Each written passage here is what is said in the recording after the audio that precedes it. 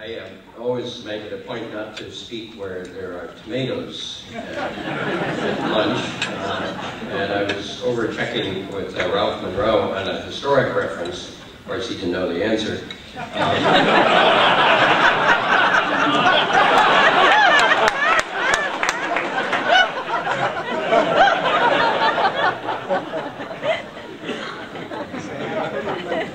took my line away. Watch out for these rolls, because he said he had a bunch of them, so I brought one up to throw back. And already stepped on my first line. Thank you very much for asking me to talk. I've been thinking about and writing about Seattle since the late 60s. The memory of Wing Luke is a wonderful thing to recall of those days and of the City Council and all that this city has accomplished and will accomplish. And I want to talk basically about that after some comments on the current political scene. A year and a half ago, President Obama was searching for a catchphrase for his administration. He came up with a new foundation. And that tagline didn't survive presidential historian Doris Kearns Goodwin's jibe that a new foundation sounded more like a woman's girdle. So much for that tagline. And it's not easy, as Obama is finding, to find a foundation in this very turbulent political and economic time. But I'd like to give it a try. First, some things about our current election season and some predictions. I would expect that pollster Charlie Cook is right that the Republicans will regain control of the House of Representatives, and maybe do so in Olympia. Both Senates will stay Democratic.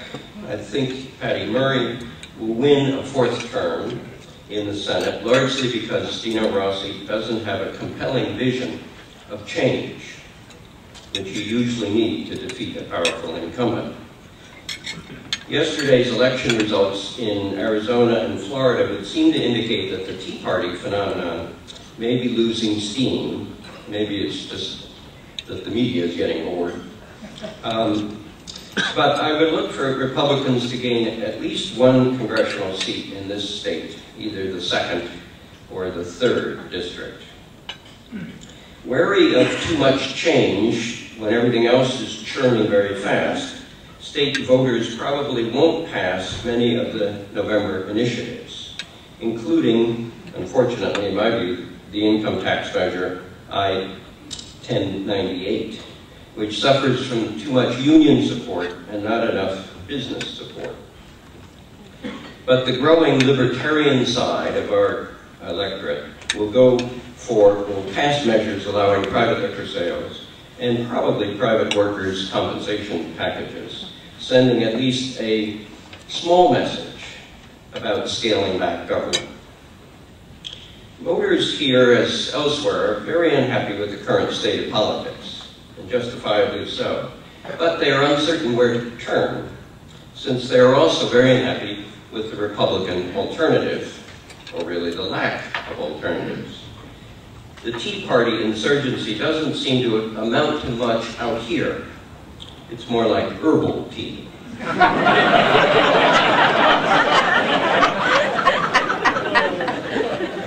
I sense that voters will complain a lot, but opt for only a moderate dosage of change.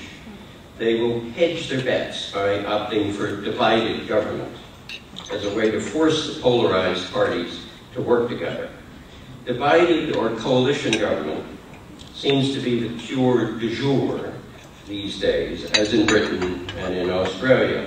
It's a clumsy way of groping towards a pragmatic center, where most of the voters are, but where the parties and their activists and biggest donors are not. Bipartisan Barack Obama will reappear. What voters really want, in my view, but can't seem to get, is a politics that solves big problems from the center and in a pragmatic way that gives something significant to both sides. and avoids sterile partisanship. Not a lot of that is going on in this state. But here's a promising tale from Idaho. Keith Allred is a former Harvard professor and political independent who founded a Boise nonprofit called Common Interest, which seeks bipartisan consensus on big state issues. The Democratic Party recruited Allred as a gubernatorial candidate to run against Governor Butch Otter. He probably won't win, but guess who's raised more money? Who has the momentum? Who's getting Republicans to defect to his side? And then I asked, who is our Keith Allred in this state? Or as I would prefer to call him or her, All Purple. As for this state, I don't see much relief soon from our current bitter political partisanship, at least until 2012. Governor Gregoire is, in my view, rather weary from the battle and a little lame ducky, since most expect, including me, that she won't seek a third term. The key political figure in our state remains Speaker Frank Chop, who has assembled a wide majority in the House by recruiting candidates loyal to him and who can win in suburban and swing districts, often taking potshots at Seattle in the process. These suburban moderate Democrats are now in danger, given the rising Republican tide, and much better opponents. However, when these Chop Democrats lose and exit the Democratic House caucus, the remaining Democrats will be from true blue districts, not swing districts, making compromise all the harder. Unless, of course, the Republicans take control of the House. Presto, divided government. Now to more local politics here in Seattle. A year ago, we probably all would have felt that Seattle politics was very stable. Mayor Greg Nichols had put together a traditional political coalition of developers, unions, big business interests, municipal employees, and environmentalists, leaving only neighborhood groups on the outs. Then suddenly voters gave Mayor Nichols, after 2 terms, a big fat pink slip in the primary. What happened? Well, Nichols was an inside mayor, well-liked at City Hall and good in deal-making, but not well-connected with the public. Another factor was Obama's campaign a year before, which drew many young people into politics and trained them in the new social media aspects of highly targeted politics. Many of these flocked to the Mike McGinn campaign and then on into his administration, which retains the feeling of a youthful crusade, cheerfully defying their unbelieving elders and all Rotarians.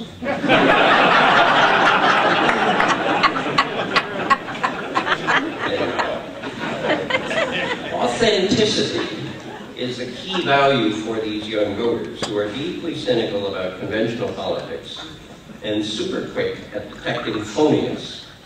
Accordingly, Mayor Mike dresses casually, hangs out with young crowds at the Crocodile, and does seemingly outrageous things like dissing Steve Ballmer or ignoring the protocol for State of the City addresses. These things send powerful messages of urgency and genuineness to his constituency. McGinn, more than most politicians around here, grasps that Seattle has changed dramatically in the last 10 to 15 years, becoming a McGinn kind of a town.